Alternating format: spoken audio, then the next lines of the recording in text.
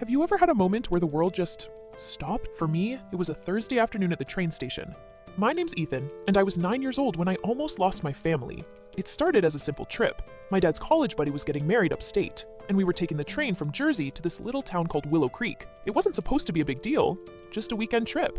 I even brought my favorite backpack with snacks, a comic book, and the baseball cap Grandpa gave me. The station was packed. People rushed past with roller bags and coffee cups. Dad kept telling me, "Stay close, buddy," and Mom was juggling 2 suitcases and my little sister's stroller. We boarded just in time.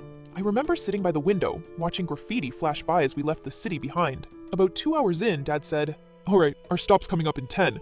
Let's start getting our stuff together."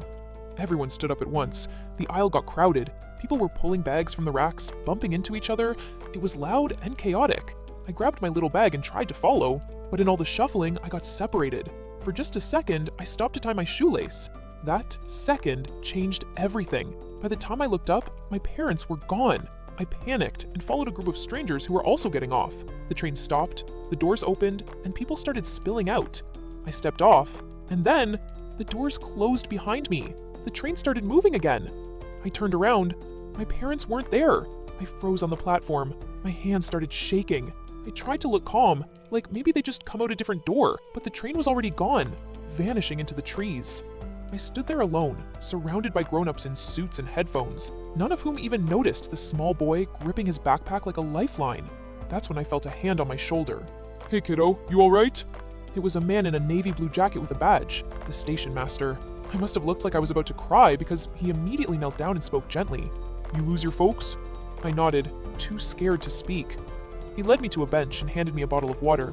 Then he took out a small radio and called it in. "Got a young boy, about 9, lost track of his parents. Name's Ethan. Train just left platform 3. I sat there, swinging my feet, trying not to cry, but I was scared. What if they didn't come back? What if the train took them too far? Then I heard it. My name. "Ethan!" I turned, and there they were. Mom and Dad, running down the stairs like they'd just escaped a fire. Mom dropped the bags and scooped me up in one motion.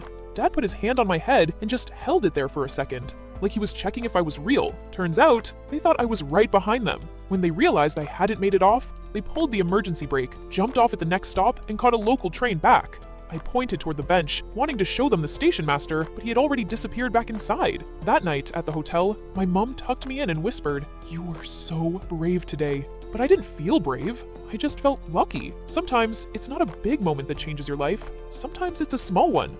A shoelace, a stranger, a quiet voice saying, "You're not alone." I don't remember the man's name, but I'll always remember what he gave me, a chance to be found.